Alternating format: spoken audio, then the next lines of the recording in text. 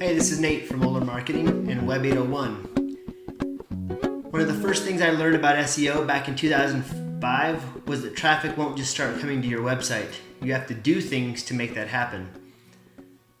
You have to optimize your site for search engines based on keyword phrases you feel will give you the best chance to do one of two things: sell a product or service, or generate a lead that leads to the sell or product of a service.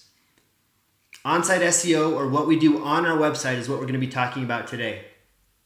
One of the tools we use to help our clients best optimize their websites for search is called the Yoast SEO Plugin. This tool gives suggestions on how to best optimize our pages for search engines based on keyword phrases we choose to target. We're going to address two things today: how to enter information in the Yoast SEO Wizard, and what's the Yoast SEO Meta Box and how to use it. First, let's talk about how to enter information in the Yoast SEO Wizard. You'll go to SEO and then General in the Yoast plugin, and you'll see the Configuration Wizard. Click on that. You'll then see a welcome that says Configure your Yoast SEO in a few steps. Click on Configure Yoast SEO. Since my site is already live, I'm going to select A and then click Next. Next, we'll select what site type. Most of my clients are corporations, so I will click a corporation and then Next. You'll next see company or person. Again, most of my clients are companies. You'll see the business name, the logo, and you can click Next. Social profiles shows up here. I'm going to skip most of this now, but here's where you'd enter in Facebook, Twitter, Instagram, and the other social networks you might be a part of. And then click Next. Search engine visibility. This is where we decide what pages or what types of pages and posts and media we want search engines to index. So you'll see posts, pages, symbols, light boxes. Some of these I will choose to not have Google optimize or index, but most of them I'm going to click yes. The next section is multiple authors. Because I have multiple people potentially writing on my website, I'm going to select yes here and then click Next. I also want to authenticate with Google Search Console. Search Console is not something we'll talk about today, but it's definitely a tool that we recommend using with our clients' websites. The next is the title settings. Here I'll put in my website name, maybe a little bit of optimization here, and then I put in a splitter or a line, not even sure what that's called, but just a straight up and down symbol. Doesn't matter which one you use, but that's the one I use. The next section, Yoast will try to sell you some training. You don't need to worry about this right now, and you'll click Next and you'll see success. So that's the first part, how to set up the SEO Wizard. The next step is, what is the Yoast SEO Meta Box? You'll use this on a day-to-day basis to optimize pages and posts on your website. The Meta Box will help do a couple things. One, analyze content for SEO quality and readability, and it will configure settings to increase probability that Google will index your pages and posts.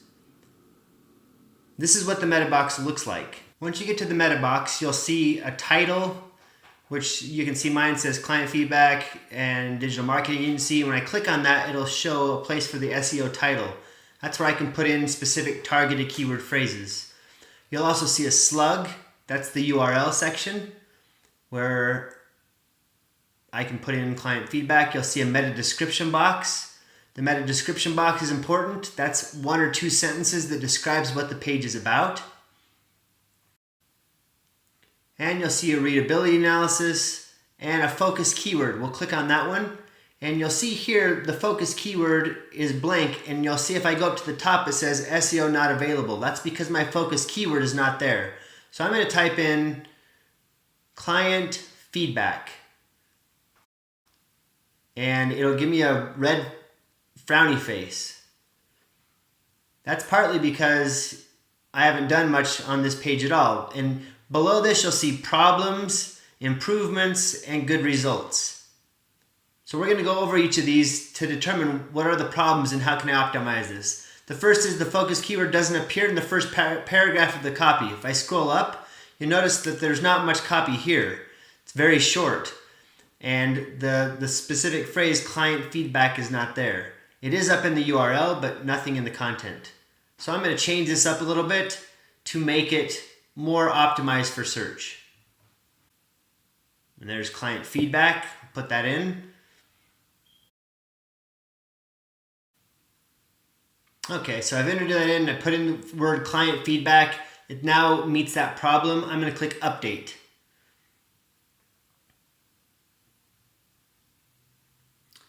Then I'm going to scroll back down. Client feedback's there. I click on the focus keyword.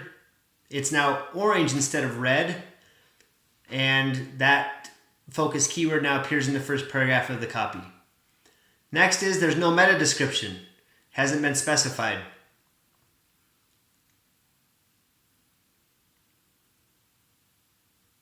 So I'm going to scroll back up. I can click on this little snippet and there's the meta description section.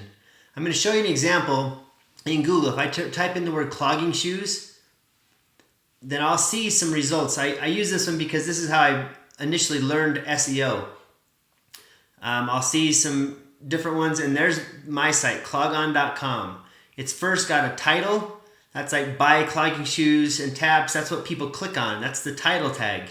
And then right below that, it's got a meta description. This meta description is 1 to 2 sentences that explains what the page is about.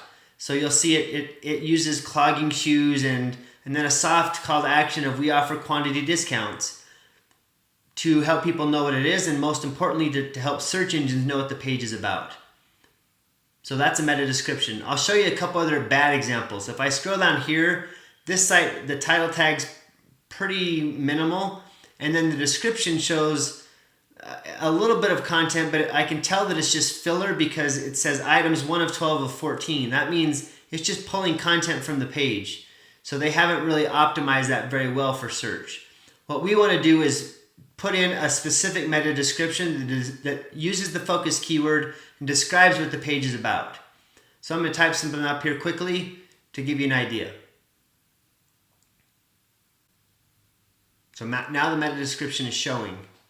Next thing it'll say is no images appear in the content. So I'm going to go up to the top. I'm going to put in an image. I'll put in a logo. So I'm going to check on that one and I'll align it right. And then I'll insert that. And now we have an image. So that I might have to update the page, but that image, it will show here pretty soon. Now I go back down. And now we'll see that the images don't have what's missing alt attributes. So I'm going to click on the image and edit the button. And then I'm going to see alternative text. Here's where I can type in the keyword phrase again, representing this focus keyword. So client feedback, web801.com. I can also click on advanced options if I want, and image title attributes. That's another place I can optimize the image, because search engines don't see the image, they just see the attributes. So this is a way to optimize the images for search as well. And then I come down and the images I'm going to have to update. And it's still orange there in SEO. I scroll down, click on the focus keyword, and I see now that problem of image alt is gone. You'll see that the text contains 58 words. That's still a problem because this page is really short. For now, I'm not going to worry about that. Most pages we found, they have to have at least 300 or more words of content to be considered effective for search engines. In fact, we found that the more content that digs really into the focus keyword, the better. We just don't want to add too much and make it a novel of content. We'll also see that there's no internal links. That means linking within the website. So I'm going to go up to web801.com. I'm going to put in my home page and select the home page and then apply that. And now I have an internal link. So I can scroll back down.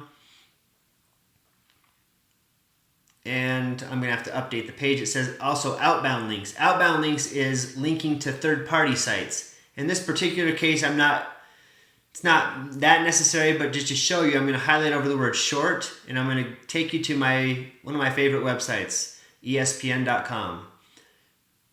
Now, if I'm linking to an outbound site, I'm gonna hit the settings and then open the link in a new tab, and then I'll click update, and that makes the word short an outbound link to ESPN. Then I'll update the page. And now if I scroll down and click on focus keyword, I'll see that the only problem I have left is the page is short.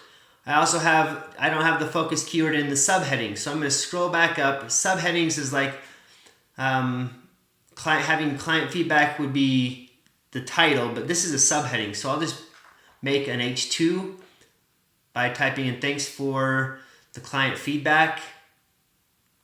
And then I'm going to highlight over this, and I'm going to click on that paragraph and make it an H2, and then I'm going to bold it, and that's now a subheading. I'll update the page, and now I scroll down, I click on focus keyword, I notice, oh, it's green. That means the only problem is that it's short, that the content, it's only 63 words. I'm okay with that. The rest, you can see I've got green, good results for SEO. In conclusion, using the Yoast SEO plugin has really helped facilitate the on-site optimization of web projects our team has worked on. It is a process. One thing you'll realize really quickly as you run your business website is this: SEO never really ends. It continues to evolve and adjust. If you're willing to put in the time and follow Google's rules, rankings will improve and your efforts will pay off by using the Yoast SEO plugin. Thanks again for your business with Moeller Marketing, soon to be web801.com.